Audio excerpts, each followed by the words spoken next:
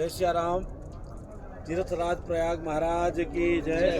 श्री सीतारामचंद्र जी महाराज की जय। वर्षों से हम लोग जिस यज्ञ के लिए प्रतीक्षारत थे, उस यज्ञ का शुभारंभ का समय केवल बस चंद घंटे ही शेष है। ये मुंबई से बस आ चुके हैं हमारे हेमंत भैया जी, नाम भूल जाता हूँ, सुधीर जी, सब आज पधार चुके हैं।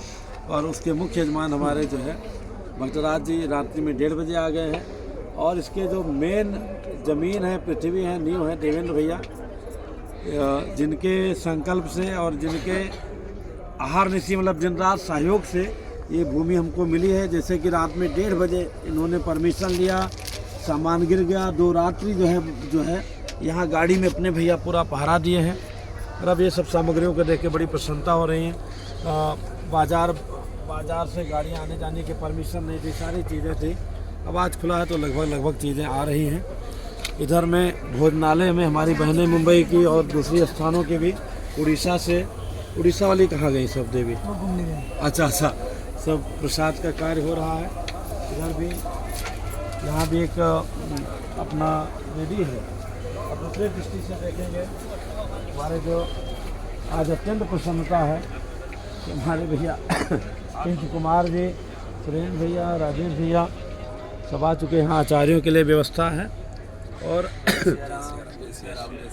जैसे कि पहले ऋषि पत्नियां साथ में चलती थी सत्कर्म के लिए, वैसे जो है ये देवी आई हैं यज्ञ को संपन्न कराने के लिए। और अलग अलग विषयों के आचार्य आए हैं हमारे। वो कहाँ गए? ये भैया देखने में बहुत लग रहे हैं, लेकिन ये इनका आप जब स्वर पाठ सुनेंगे तो आप आनंदित हो जाएंगे। और ये हमारे बजरंग बली हैं। और ये भैया ग्वालियर से आए, नाम अभी तक मुझे, मेरा नाम प्रदीप भैया, पूरी सेवा कर रहे हैं, सफाई, स्वच्छता, मार्केटिंग, ये वो। और ये बच्ची आई है क्योंकि माता महाल, ये कंबल भी आज बहुत प्रतीक्षा के बाद आ गया, बाप रे।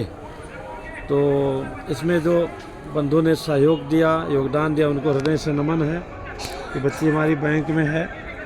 और माता महालक्ष्मी जी का यज्ञ है, तो उसमें महालक्ष्मी की आवश्यकता है, तो ये पूरा व्यवस्था आगे कराएंगे। और बहुत प्रसन्नता से सब सेवा कर रही हैं। वहाँ तो अधिकारी है, पर यहाँ झाड़ू लगाने से लेकर भोजन प्रसादी बनाने तक, वितरण से लेकर सब में लगे हैं। रीना बहन ने सबसे पहले इच्छा व्यक्त की थी मुंबई से कि गुरुजी हमको चलना है, आना है, और पूरी सेवा में लगी रहती, चुपचाप साइलेंट जैसे वायु की तरह करती रहती है। अब हम लोग आते हैं इंशाल्लाह। अभी भी बहुत कार्य बाकी रह गया है। बाज़ार बंद होने से पहले हमको कल ही मिला है। बाज़ार बंद मतलब आने जाने का कोई साधन नहीं था, काफ़ी दूर है। तो लगभग अभी अपना कलश आ गया है। ये विशाला का भी कार्य हो रहा है। जल्दबाजी में कुछ कलर अगल बगल हो गया है, वो दोबारा हो रहा है। और इनको बच्चा, इस रामेश्वर की मैं जितनी प्रशंसा करूं उतना ही कम है। इधर देखना बच्चा, रामेश्वर हर कार्य में देखिए, इधर देखो, चेहरा दिखाओ, इतना बढ़िया, अद्भुत। इनको 1 सेकंड में ये नृत्य करने लगते हैं, 1 सेकंड में भोजन बनाने लगते हैं, 1 सेकंड में सफाई करने लगते हैं, हर एक कार्य में। और ये हमारे सुभाष भैया जो साउंड की व्यवस्था देखते हुए लेटे हुए हनुमान जी के परम भक्त हैं और बड़े ही प्यार से हर एक कार्य करते हैं। ऐसा नहीं कि हम साउंड के लिए आए हैं, केवल साउंड, सफाई से लेकर भोजन प्रसाद से लेकर हम लोग के साथ स्नान करने जाना आना, हर एक कार्य में सदा लगे रहते हैं। बहुत उनको आशीर्वाद है। कुंड भी अच्छा सा सुंदर सा दिव्य निर्माण हो गया, कल आप दिन में देखेंगे। तो ये बेल आहुतियाँ प्रदान करने के लिए विशेष आहुतियाँ बेल हमारे पटियाला से आए हुए मिश्रा जी भी मैं दर्शन कराऊंगा, आप कर चुके होंगे। उन्होंने इसको अमनिया के यानी कि काटा, सफाई किया, सुखाया कई दिनों तक।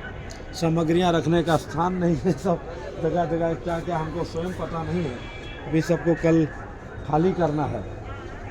तो वो शुभ दिन प्रभु कृपा से ये हवन करने के लिए लकड़ियां हैं पर्याप्त रूप से, और हवन सामग्रियां अंदर रखी हुई हैं। और अगर हम बाहर से आएंगे तो हर चीज़ खरीदना पड़ रहा है। जो भी वो गया यहाँ पर, ये शिवा बाबू हैं, जो कोई भी आता है उनको रिसीव करते हैं। और आइए जय श्री राम। ऋग्वेदी जी ना? अरे जय हो। बहुत बढ़िया, स्वागत। देखिए अथर्ववेदी जी आ गए हैं, और सब इतने कम आयु के हैं कि कहाँ भैया ये भागना नहीं, इधर आइए। और हमारे राजेश भैया जी हैं जो हरौनी बाबा झाड़ेश्वर नाथ सेवा समिति के जो है अध्यक्ष हैं। और आप यज्ञशाला का दर्शन करें और आप इधर आएंगे तो देवेंद्र भैया जो बिना नाम के बिना उसके तो मना भी करे तो गुरु जी मेरा नाम न डालें, पर अभी जो श्री रामचरित मानस संपन्न हुआ उसमें मुख्य रूप से थे। लेकिन श्री रामचरित मानस ने इस पूरे भूमि का यहाँ चयन से लेकर परमिशन से लेकर और आज करीब 7-8 वर्षों से संस्था को जो ये संस्था है आप यहाँ दर्शन कराइए। भैया की जो संस्था है इनके गुरुजनों की, अभी तक मुझे नाम भी अच्छे से याद नहीं हुआ जिस संस्था का इतना लाभ मिल रहा है। ये ओम श्री समर शांति स्थान इच्छा पोथी सेवा मंडल मुंबई, तो मुंबई से अपनी भी हिंदू रिचुअल्स भी है और सबको जोड़ने वाले हमारे बाबा झाड़ेश्वर नाथ हैं। और ये सब संत महात्माओं से बात हो चुकी है, सब पधारने वाले हैं, पर हमारा संयोग ऐसा है कि ना तो मेरे पास गाड़ी है और गाड़ियाँ कई हैं भगवान की कृपा से, लेकिन यहाँ अनुमति नहीं है उस प्रकार से निकालने की करने की, तो चक्कर में इन सब से हम मिलने भी नहीं जा पाए। और जिस दिन मिलने के लिए गए इतना ट्रैफिक था कि वो भी सब मामला नहीं हो पाया। चलिए अंत भला तो सब भला, ये सब चलता है और भगवान अवश्य आएंगे आशीर्वाद देने के लिए। लेकिन हाँ, आप सबसे यही आग्रह है कि जो लोग, क्योंकि ये श्री महालक्ष्मी यज्ञ है और लोगों के कल्याण के लिए ऐसे महाकुंभ में जो 144 वर्ष के बाद प्राप्त हुआ है, वो भी माघ महीने में पूरा कल्पवास के साथ में 11 दिवसीय माता रानी का, और आज श्रीयंत्र भी पहुंच चुका है। उस भक्त के विषय में मैं जितना कहूँ उतना कम है। मेरे पास एडिटिंग का यहाँ सुविधा नहीं है, ये वीडियो अभी अपलोड करना है। वो बच्चा अपने सिर पे रख करके गाड़ी में 12 घंटा खड़े होकर के हरिओम वर्मा आए हैं। सुबह के प्रातः 3 बजे आए हैं, यज्ञशाला में श्रीयंत्र समर्पित करके गए हैं। इसके पहले हम हरिओम से मिले भी नहीं थे, आंखों में उनके आंसू भरे हुए थे, गले लगे हैं और फिर अपना सेवा देकर चले गए। भगवान कृपा से वो दोबारा आएंगे। तो हर भक्त की अपनी अपनी सेवा है। हरौनी से जो हमारे इस यज्ञ के मुख्य यजमान हैं, उनके यहाँ चाची काम करती, उन्होंने 1000 रुपया, जबकि पेंशन या वो 1500 रुपया ही पाती, वो भेजे हैं। ग्वालियर से एक बहू ने अपने हाथ से मूंगफली छील के भेजा। एक सुधा बुआ जी हैं, विधवा स्वरूप हैं, बहुत वैसा जीवन है, उन्होंने भी बचा करके लिफाफा भेजा है। लिफाफा खोलने की मेरी हिम्मत नहीं है, तो उस लिफाफे में धन का मैं कहाँ खर्चा करूं। तो बहुत सारी भावनाएं जुड़ी हैं। कल जल यात्रा है, प्रातः हम लोग यहाँ से 6:30 बजे चले जाएंगे गंगा जी मैया के पास, वहाँ पूजन इत्यादि करके फिर वहाँ से जल यात्रा का शुभारंभ होगा। और अत्यंत प्रसन्नता हो रही है।